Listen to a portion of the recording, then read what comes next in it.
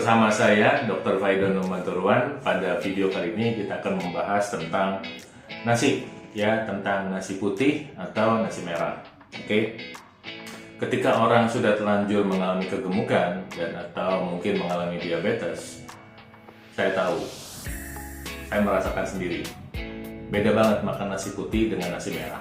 Tapi mungkin untuk orang yang tidak pernah mengalami kegemukan dan atau belum mengalami masalah akibat karbohidrat, tentu mungkin banyak yang berpendapat bahwa makan nasi putih, nasi merah sama saja. Tapi gimana ceritanya? Yuk kita bahas dalam video ini. Dan sebelum saya mulai, izinkan saya menyapa Anda dengan mengucapkan Assalamualaikum, Namo Buddhaya, Om Swastiastu, Shalom, Haleluya, Yahweh, Beshen, Yesus, Amasia, salam kebajikan terhayu. Oke, saya mulai membahas tentang nasi merah sekitar 20 tahun yang lalu. Ketika itu memang ada kepentingan untuk urusan aktivitas olahraga.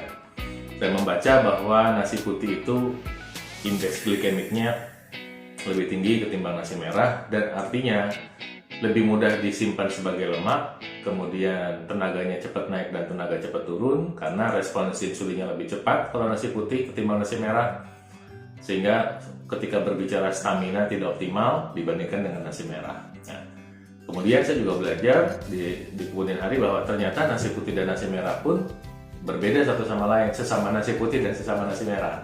Nasi putih yang sudah dikupas kulitnya, ya, kemudian di bleaching, dikasih warna sehingga menjadi pulen, ya, itu tentu beda dengan nasi putih yang masih ada kulitnya. Demikian nasi merah yang digiling sekali, yang digiling 2 kali, atau yang bahkan cuma udah hampir nggak ada kulitnya, tentu beda dampaknya dengan yang digiling cuma sekali, yang masih banyak kulit harinya, ya.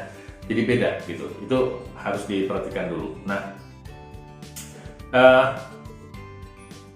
yang menjadi masukan dan ide video kali ini adalah sering sekali orang bertanya, kenapa banyak orang yang bertahun-tahun makan nasi putih badannya nggak gemuk-gemuk dan atau tidak mengalami diabetes, ya. Kok ada yang seperti itu? Ya, mungkin Anda juga yang mengalami masalah dengan kegemukan bisa melihat itu, atau Anda mungkin yang merasa kurus makan nasi putih kok nggak apa-apa, tapi ada yang menjadi penyakitan gitu, ya. Kurus tidak identik dengan sehat. Orang yang kurus pun banyak yang mengalami masalah diabetes, hipertensi, bahkan gagal ginjal. Dan apakah nasi menjadi kontributor utama? Enggak selalu, tapi bisa menjadi faktor yang menentukan, ya. Jadi gini, ketika berbicara nasi, maka pertama adalah gini, makannya banyak nggak? Ada orang yang cuma makan nasi putih sehari sekali, ya, kemudian lainnya bukan makan nasi putih, dan dia bisa bilang, oh nasi putih nggak apa-apa, saya nggak gemuk, karena dia makan sehari cuma sekali, ya. Tentu nggak menyebabkan kegemukan pada orang seperti ini yang makan nasinya sehari sekali, sisanya cuma ngemil aja, kemudian mungkin merokok dan atau minum kopi dan lain sebagainya, ya. Jadi mungkin nggak terlalu banyak pengaruh. Nah, kedua adalah perhatikan teman-temannya, ya. Kalau ada makan nasi putih terus temannya ayam goreng tepung, ikan goreng, tempe goreng, dan nanti gorengnya pakai minyak jelantah, itu adalah kontributor untuk mendukung kegemukan dan atau diabetes sekaligus, ya. Nah, apakah kalau teman-teman makannya itu nasi merah tentu lebih aman? Ya enggak juga. Jadi kalau Anda makan nasi merah tapi teman-temannya juga seperti itu, resiko tidak sehat juga tetap ada, ya. Jadi perhatikan teman-teman makannya. Kemudian perhatikan sumber karbohidratnya yang masuk ke perut. Misalnya ada orang makan nasi merah tapi pagi-paginya sarapannya mie instan, ya. Sarapannya mie instan, siangnya nasi merah, malamnya nasi merah. Tapi nanti nasi merahnya makanya pakai ayam goreng tepung. Ya tetap aja, ya. Jadi sekali lagi, ketika kita menilai nasi putih atau nasi merah, lihat juga teman-temannya, ya, jangan cuma satu doang. Nah, kemudian juga bagaimana riwayat aktivitas fisiknya. Ada orang yang makannya nasi putih, ya, sehari 2 kali, bahkan sekali makan volume nasinya banyak sekali, 3 kali bahkan sehari. Tapi ternyata aktivitasnya adalah aktivitas fisik kuli bangunan misalnya, yang kerjanya dari jam 8 pagi sampai jam 4 sore.